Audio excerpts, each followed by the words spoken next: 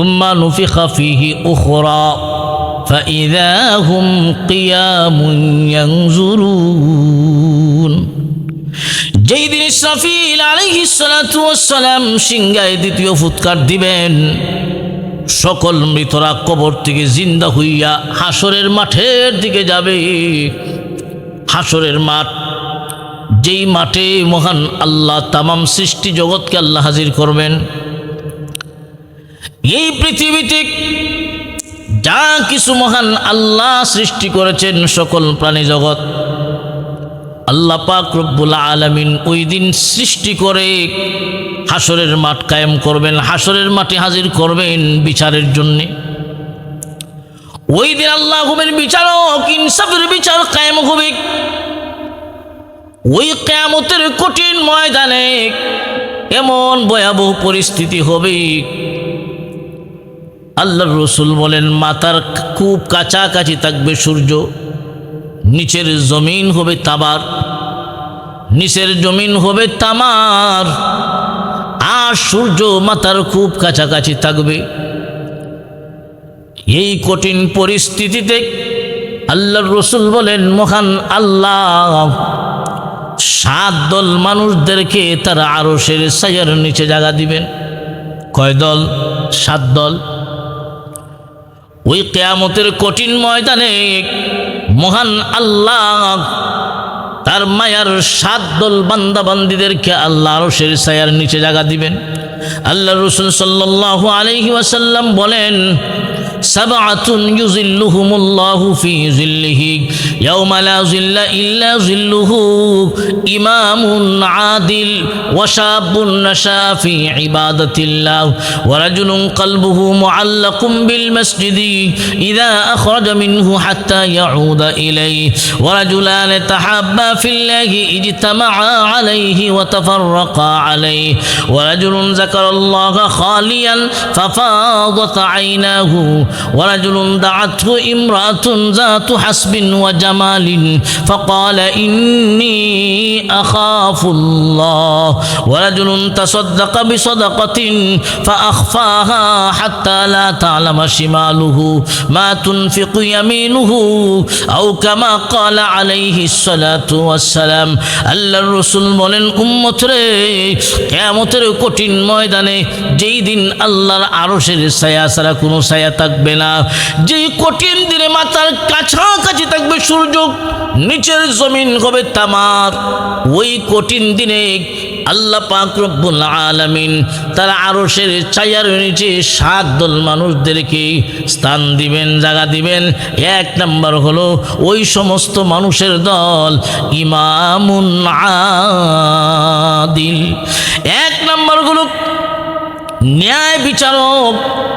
এই দুনিয়ার জগতে যারাই ন্যায় বিচার কায়েম করবে, ইনসাফপূর্ণ বিচার কায়েম করবে, ও মুসলমান, আপনি যেই এলাকার বিচারক হন না কেন, যেই এলাকার কর্তা হন না কেন, আপনার পরিবারের ছোট পরিবারের কর্তাও যদি হন, আপনি মনে করেন বাবা আপনার সন্তানদের মাঝে ঝগড়া, 2 ভাই ঝগড়া শুরু হয়ে গেছে, এই ঝগড়া আপনি মীমাংসা করবেন, কোনো স্বজন প্রীতি করে নয়, ইনসাফপূর্ণ বিচার যদি আপনি কায়েম করতে পারেন, আপনি মনে করেন একটা গোষ্ঠীর বিচারক, এখানেও যদি স্বজন প্রীতি করে নয়, ঘুষ খায় নয়, পাক পাঞ্জাতনের টেলায় নয়, একমাত্র মহান আল্লাহ পাকের রাজি এবং খুশি করার জন্যে আমার আল্লাহ তো কোরআনের 1 আয়াতে ঘোষণা করেছেন ইন্নাল্লাহা ইয়া'মুরুকুম আন তু'আদ্দুল আমানাতি ইলা আহলিহা ওয়া ইযা হাকামতুম বাইনান নাসি আন তাহকুমু বিল আদল। ও মুসলমান ইমানদার, মহান আল্লাহ তোমাদেরকে নির্দেশ দিয়েছেন, মহান আল্লাহ তোমাদেরকে নির্দেশ দিয়েছেন। কি নির্দেশ? ইন্নাল্লাহা ইয়া'মুরুকুম আন তু'আদ্দুল আমানাতি ইলা আহলিহা, তোমরা আমানত আদায় করবে, আমানত যথাযথভাবে তার প্রাপকদের কাছে পৌঁছায়া দিবে। এটা হলো 1 নম্বর নির্দেশ। 2 নম্বর হলো وأن تحكموا وإذا حكمتم بين الناس أن تحكموا بالعدل ও মুসলমান তুমি যখন কোনো বিচার কায়েম করবা ওয়াইদা হাকামতুম যখন তুমি হাকিম হইবা যখন তুমি বিচারক হইবা মানুষের মাঝে যখন তুমি বিচারক হইবা আন তাহকুমু বিল আদল মহান আল্লাহ জানায় দিলেন ইনসাফের বিচার করবা ঘুষ খায়া নয় স্বজন প্রীতি করে নয় আল্লাহকে রাজি এবং খুশি করার জন্যে ন্যায়কে ন্যায় অন্যায়কে অন্যায় এইভাবে যদি বিচার করতে পারেন আল্লাহর নবী বলেন উম্মত রে সুসংবাদ গ্রহণ করো সুসংবাদ গ্রহণ করো মহান আল্লাহ কিয়ামতের মাঠে তোমাকে তারা আরশের ছায়ার নিচে জায়গা দিবে সুবহানাল্লাহ। তো ভাই আল্লাহ পাক রব্বুল আলামিন হাসরের দিন কেমন কঠিন পরিস্থিতি হবে একটু অনুধাবন করুন, কল্পনা করুন। নিচের জমিন হবে তামার, মাথার খুব কাছাকাছি থাকবে সূর্য। আজকে সূর্য কই আর আমি কই, এর পরেও এই সূর্যের তাপ সহ্য করতে পারি না।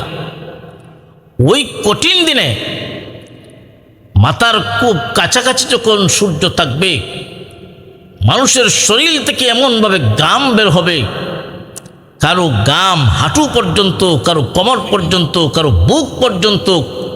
আল্লাহর অনেক বান্দাবান্দি ওই গামের মধ্যেই সাঁতার কাটতে থাকবে। আর ওই সময় আল্লাহ পাক তার 7 দল মানুষদেরকে তার আরশের ছায়ার নিচে জায়গা দেবে। সুবহানাল্লাহ। 1 নাম্বার মনে রাখেন, ইমামুন আদিল।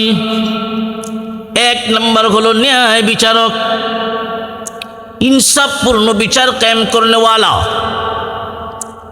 ইনসাফের সাথে যিনি বিচার করেন। আজকে আমাদের সমাজের অবস্থা ভিন্ন, সমাজের অবস্থা এমন হয়ে গেল আমরা যারাই বিচারক হই না কেন আগামীকাল বিচারে কি রায় হবে এর আগের দিন রাত্রেই প্রকাশ হয়ে যায়। এমন আছে না নাই? আগামীকাল বিচার হবে, কিন্তু আজকে আমাদের বিচার স্বজন প্রীতির কারণে অথবা ঘুষের কারণে বিচার দেখা যায় অনেক সময় অন্যায়কারী ব্যক্তিও মুক্তি হয়ে যায়। এই সমস্ত বিচার, ঘুষ খেয়ে বিচার করা আর স্বজন প্রীতির করে বিচার করা, অন্যায়কে অন্যায় না করে ওই লোককে আপনি মুক্ত করে দিলেন। আরেকজন ভালো মানুষ,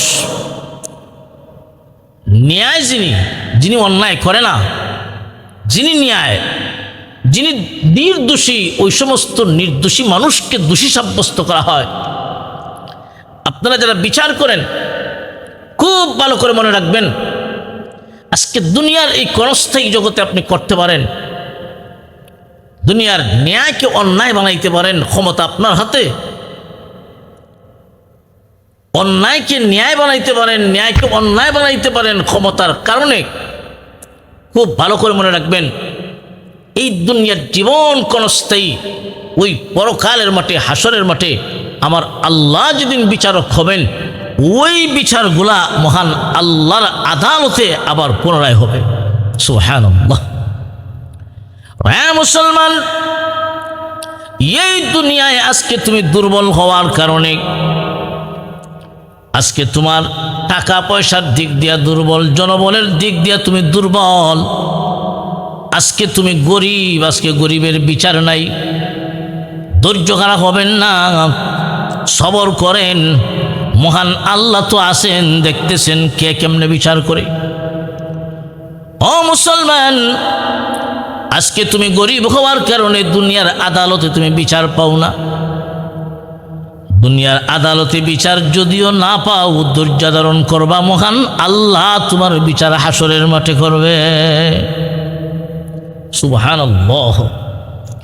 ও মুসলমান, এই জন্যে এই দুনিয়ার থেকে বিদায় হবার আগে আমরা যে যে অবস্থানের বিচার করি না কেন, যে যে এলাকার বিচার করি না কেন, একমাত্র যদি আল্লাহকে রাজি এবং খুশি করার জন্য বিচার কার্য সম্পাদন করি। আমার নবী ঘোষণা দিয়েছেন, ইনসাফপূর্ণ বিচার যারা করবে কিয়ামতের কঠিন ময়দানে মহান আল্লাহ তার আরশের ছায়ার নিচে জায়গা দিবেন। 2 নাম্বার, ওই সমস্ত মানুষের দল ওয়াশাবুন নাশাআ ফি ইবাদাতিল্লাহ। 2 নাম্বার, ওই সমস্ত যুবক আর যুবতী যারা তাদের যৌবনকালটা আল্লাহর ইবাদতের মধ্যে কাটাইয়া দিছে। ভাই, যৌবনকালের দাম আল্লাহর কাছে বেশি। যৌবনকালে আপনার শরীরে আল্লাহ প্রদত্ত একটা শক্তি থাকে, মনে যা চায় আপনি করতে পারেন। যৌবনকালে যা করতে পারবেন বয়স বেশি হওয়ার পরে আর করতে পারবেন না। যৌবনকালে আপনার হুঙ্কারে মানুষ তরতর করে কাঁপত, আর যখন বয়স বেশি হয়ে যায় আপনার হুঙ্কারে মানুষ কাঁপবে দূরের কথা, আপনি নিজেই বিছনা থেকে উঠতে পারবেন না। ঠিক না বে ঠিক? এই জন্যে যৌবনকালের দাম আল্লাহর কাছে অনেক বেশি। আল্লাহর নবী বলেন, যৌবনকালটাকে যেই সমস্ত মানুষ ইবাদত বন্দেগীর মধ্যে কাটাইয়া দিবে, মহান আল্লাহ কিয়ামতের মাঠে তার আরশের ছায়ার নিচে জায়গা দিবে। আজকে আমাদের অবস্থা ভিন্ন। আমাদের অবস্থা হলো যৌবনকালে উল্টাপাল্টা, যা মনে চাই তাই করি। আর যখন বয়স বেশি হয়, গড়েও দাম নাই, সমাজেও দাম নাই, তখন দেখবেন মসজিদের ইমাম সবার মুয়াজ্জিন সাহেবের সাথে গিয়ে লাগে, তখন গড়েও যার জায়গা নাই, সমাজেও যার জায়গা নাই, ওনার জায়গা তো তখন মসজিদে। তো ওই বয়সে আমরা মসজিদে যাই, অথচ এই মসজিদে যাওয়ার কথা ছিল যৌবনকালে। ঠিক না বেঠিক? যৌবনকালে আমার এই সময়টা যদি আমি ইবাদত বন্দেগীতে কাটাইয়া দেই, আল্লাহ রসুল সাল্লাল্লাহু আলাইহি ওয়াসাল্লাম বলেন, ও দুনিয়ার যুবক আর যুবতী, সুসংবাদ গ্রহণ করো, সুসংবাদ গ্রহণ করো, মহান আল্লাহ তোমাকে তার আরশের ছায়ার নিচে জায়গা দিবে। 3 নাম্বার, ওয়ারাজুলুন কলবুহু মুআল্লাকুম বিল মসজিদি ইযা আখরাজা মিনহু হাত্তা ইয়াউদা ইলাইহি। আল্লাহর নবী বলেন, 3 নাম্বার হলো ওই সমস্ত মানুষের দল, ওই সমস্ত মানুষ, ওই সমস্ত যুবক, ওই সমস্ত পুরুষ,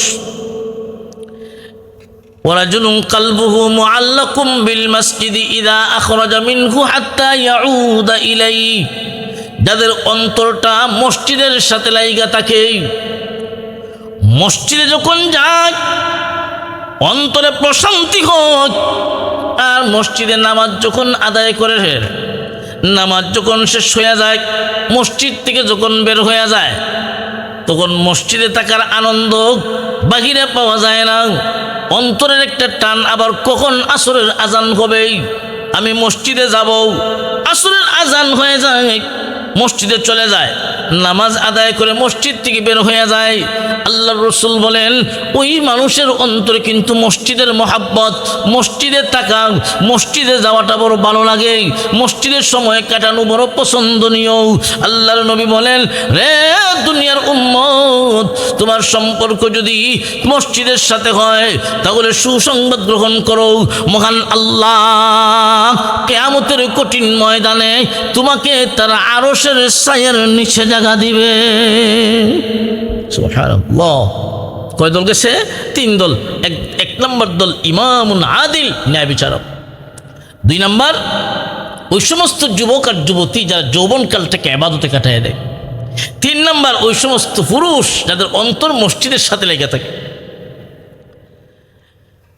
4 নম্বর দল ওয়ারাজুলান তাহাব্বা ফিল্লাহি ইজতামাআ আলাইহি ওয়া তাফাররাকা আলাইহি, ওই সমস্ত মানুষ যারা 2 জন একজন আরেকজনের সাথে বন্ধুত্ব স্থাপন করে, একজন আরেকজনের সাথে মহব্বত রাখে আল্লাহর জন্যে। আপনি আমি একজন আরেকজনকে মহব্বত করব কার জন্যেই, ভালোবাসা হবে কার জন্যেই। এই মহব্বত রাখাটা যদি আল্লাহর জন্য হয়, আমার দুশ্মনী যদি হয় আল্লাহর জন্যেই, মোহাব্বত হবে আল্লাহর জন্যে, দুশ্মনীও হবে আল্লাহর জন্যে। আজকে আপনি আমি ইবাদত বন্দেগী করার কারণে দুইজন মুসল্লি এক মসজিদে নামাজ পড়ে, এই দুইজন মুসল্লির মাঝে দেখবেন মোহাব্বত সৃষ্টি হয়ে যায়, নেক আমলে বন্ধুত্ব হয় আর গুনার কাজে শত্রুতা হয়। নেক কাজে বন্ধুত্ব হয় আর গুনার কাজে শত্রুতা হয়। আমার দ্বীনি ভাই, আমিও মুমিন উনিও মুমিন, এই দুইজন দ্বীনি ভাই ইমানদার হিসাবে ইন্নামাল মুমিনুনা ইখওয়াতুন, মুমিনরা একে অপরের ভাই। তাহলে এক মুমিন আরেক মুমিনের বন্ধু, শত্রু নয়। এক মুমিন আরেক মুমিনের বন্ধু, শত্রু নয়। আজকে আমরা দুনিয়ার সমাজের ইমানদারের অবস্থা হলো এমন, এক মুমিন আরেক মুমিনের এমন দুশ্মন, মুমিনরাই দুশ্মনী কইরা ইহুদি খ্রিস্টানের আদর্শ আজকে আমাদের মাঝে বাস্তবায়ন হচ্ছে। মুসলমানের শত্রুতা, বিজাতীয় ইহুদি খ্রিস্টানের সাথে আমাদের সম্পর্ক। ও মুসলমান, আজকে মুমিনের সাথে সম্পর্ক আল্লাহর জন্য, আর ইহুদি খ্রিস্টানের সাথে আমাদের শত্রুতা এটাও আল্লাহর জন্য।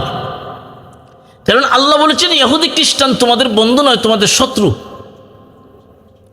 তাহলে ইহুদি খ্রিস্টানের সাথে আমাদের বন্ধুত্ব হতে পারে না। কেন? আল্লাহর জন্যে।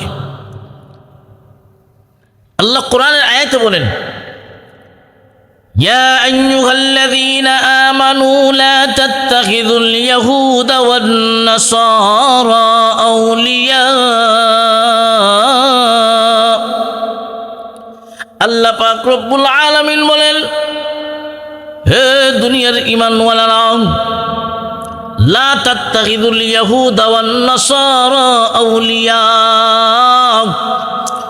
তোমরা ইহুদি খ্রিস্টানদেরকে বন্ধু বানাইও না। কেন জানোনি? বাউদুহুম আউলিয়া ও বাউদ, ইহুদি খ্রিস্টান এরা একে অপরের বন্ধু। ইহুদি খ্রিস্টান এরা একদল আরেক দলের বন্ধু, মুমিনের বন্ধু হতে পারে না। বাউদুহুম আউলিয়া ও বাউদ, মুমিন ইহুদি খ্রিস্টানের সাথে বন্ধুত্ব রাখবে না। এটা আমার আল্লাহ হুকুম করেছেন। ইহুদি খ্রিস্টান মুসলমানের বন্ধু নয়। আজকে আপনি আমি মুসলমান হইয়া ইহুদি খ্রিস্টানের সাথে করি বন্ধুত্ব, আর মুমিন একে অপরের সাথে হয় শত্রুতা। ও মুসলমান, ইহুদি খ্রিস্টানের সাথে শত্রুতা হবে আল্লাহর জন্য, মুমিনের সাথে বন্ধুত্ব হবে আল্লাহর জন্য।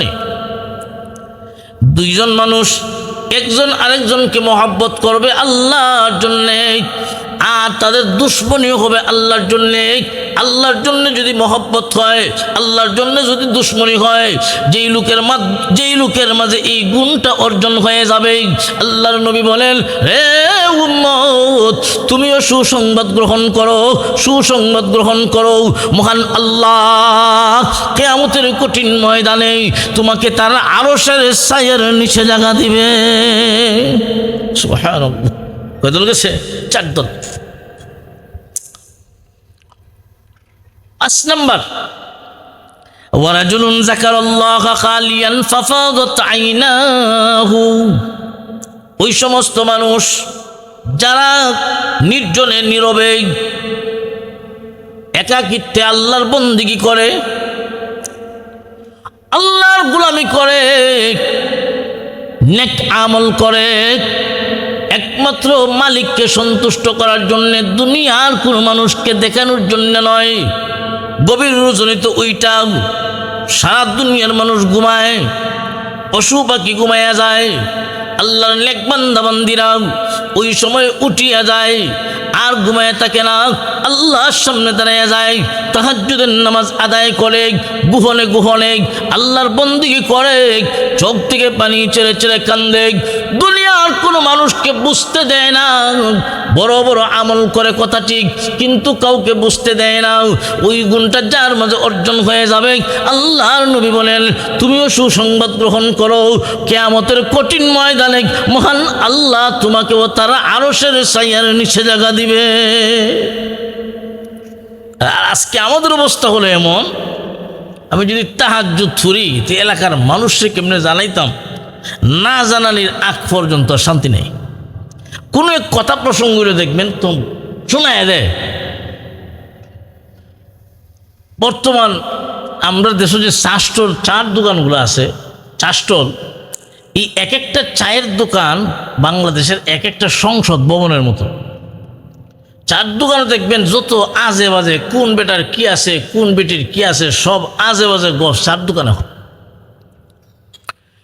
তো ওই সময় অনেক তাহাজ্জুদ গুজার বান্দা এমন আছেন, উনি যে তাহাজ্জুদ পড়েন কেমনে দাঁড়াইবেন, তখন উনি কথা প্রসঙ্গে কথা উঠায় যে গতকাল রাত্রে আমি যখন তাহাজ্জুদের নামাজ পড়ার জন্য উঠছি, অজু করলাম, নামাজও পড়লাম, নামাজটা আমি শেষ করছি আর এই ঘটনা শুরু হয়েছে। ওনার উদ্দেশ্য হল উনি যে তাহাজ্জুদ পড়েন এই কথাটা জানাই দেওয়া। এমন আছে না নাই? আল্লাহু আকবার। ও ভাই, আপনি যে তাহাজ্জুদ পড়ছেন, আপনি যে নফল বন্দিগি করছেন একমাত্র মৌলাকে সন্তুষ্ট করার জন্য। আপনার প্রত্যেকটা আমল আল্লাহর কাছে কবুল হওয়ার জন্য এক নম্বর শর্ত হলো আমলের ভিতরে রূহ থাকতে হবে, ইখলাস থাকতে হবে। ইখলাসটা হলো নিয়ত থাকতে হবে আল্লাহকে রাজি এবং খুশি করার জন্য। এই নিয়ত যদি না থাকে, নিয়ত যদি হয় যে এলাকার মানুষ আমাকে তাহাজ্জুদ গুজার আল্লাহর ওলি কইব, মানুষ আমাকে বিশ্বাস করবে, নামাজ পড়লে বিশ্বাস করবে, এই জন্য টুপি লাগাই, পাঞ্জাবি পরি, নামাজ পড়ি, এমন উদ্দেশ্য যদি আপনি হাজারো ইবাদত বন্দেগী করেন, কাজ নাই, কোনো লাভ নাই। তাহলে বলেছিলাম ৫ নম্বর দল ওই সমস্ত মানুষ যারা নির্জনে নীরবে আল্লাহর সন্তুষ্টির জন্য ইবাদত বন্দেগী করে, দুনিয়ার কোনো মানুষকে দেখানোর জন্য নয়। আল্লাহ হাসরের মাঠে তাদেরকেও তারা আরশের ছায়ার নিচে জায়গা দিবে। ৬ নম্বর দল ورجل دعته امرأة ذات حسب وجمال فقال إني أخاف الله। আল্লাহর রাসূল বলেন, ওই সমস্ত যুবক, যে যুবককে সুন্দরী কোনো নারী অফার দেয়, সম্ভ্রান্ত ফ্যামিলির কোনো মহিলা, সুন্দরী সুরুষী কোনো মহিলা যদি অফার দেয়, ওয়েলকাম, আসেন, আগামীকাল রাত্রে দেখইব, এমন অফার যদি দেয়, আর যুবক যদি কয় না এমন কাজে আমি লিপ্ত হব না, আমি এমন কাজে যাইতে পারি না গো, কিয়ামতের কঠিন ময়দানে আমার আল্লাহর আদালতে আমাকে জবাব দেওয়া লাগবে, দুনিয়ার কেউ না দেখলেও আমার আল্লাহ আমাকে দেখতেছেন, না আমি যাব না। ওই এই মহিলার, সুন্দরী মহিলার অফার পেয়েও যেই যুবকটা নিজেকে গুনার কাছ থেকে বাঁচাইয়া রাখবে, এমন কাজ থেকে নিজেকে বাঁচাইয়া রাখবে, আল্লাহর নবী বলেন, রে যুবক, তুমি সুসংবাদ গ্রহণ করো, সুসংবাদ গ্রহণ করো, কিয়ামতের কঠিন ময়দানে মহান আল্লাহ তোমাকে তারা আরশের ছায়ার নিচে জায়গা দিবে। সুবহানাল্লাহ। কয় দল গেল? ৬ দল। ৭ নম্বর দল ورجل تصدق بصدقة فأخفاها حتى لا تعلم شماله ما تنفق يمينه أو كما قال عليه الصلاة والسلام। আল্লাহর রাসূল বলেন ৭ নম্বর হলো ওই সমস্ত মানুষের দল যারা আল্লাহর রাস্তায় দান খয়রাত করে, আর্থিক ইবাদত করে। আর্থিক ইবাদত, এবাদত ২ প্রকার, একটা হলো এবাদতে বদনী, আরেকটা হলো এবাদতে মালি। এক প্রকারের এবাদত হলো শরীরের মাধ্যমে হয়, আরেক প্রকারের এবাদত বন্দেগী হয় মালের মাধ্যমে, অর্থের মাধ্যমে। আল্লাহর রাস্তায় দান খয়রাত করা আর্থিক এবাদত। ওই আর্থিক এবাদতগুলা এমনভাবে করে দুনিয়ার কোনো মানুষ জানুক, দুনিয়ার মানুষ তাকে দানবীর বলবে, এই নিয়তে নয়। আল্লাহর রাসূল বলেন, ডান হাতে দান করে বাম হাতে জানে না, ডান হাতে দান করে বাম হাতে জানে না। মুহাদ্দিসিনে কেরাম হাদিসের ব্যাখ্যায় লেখেন, এমনভাবে দান খয়রাত করে একমাত্র মওলাকে সন্তুষ্ট করার জন্যে, দুনিয়ার কোনো মানুষকে দেখানোর জন্য নয়। এমনভাবে যারা দান খয়রাত করবে, আল্লাহর নবী বলেন, রে উম্মত, তুমিও সুসংবাদ গ্রহণ করো, মহান আল্লাহ কিয়ামতের কঠিন ময়দানে তোমাদেরকেও আরশের ছায়ার নিচে জায়গা দিবে। অনেক মানুষ দেখবেন এমন আছে যে হুজুর আমার নামটা একটু কইয়েন মাইকো, আমি অমুকের পুত্র অমুক, 1,00,000 টাকা দিব, আমার নামটা একটু কইয়েন। এমন দানবীর আমরা দেশে আছে না নাই? বহু আছে। আপনি 1,00,000 টাকা দান খয়রাত করতেছেন, কিন্তু ওই যে আপনার উদ্দেশ্য হলো এলাকার মানুষ আপনাকে বড় রাগীওয়ালি বলবে, বড় দানবীর বলবে, এই যে একটা নিয়ত করছেন, এই নিয়ত করার কারণে আপনার 1,00,000 টাকা দান খয়রাত করেও কোনো সওয়াব নাই, জিরো, গুড়ার ডিম। তো ভাই, আল্লাহ পাক রব্বুল আলামিন আমাদের সবাইকে এই 7টা সবক মানার, বোঝার, আমল করার তৌফিক দান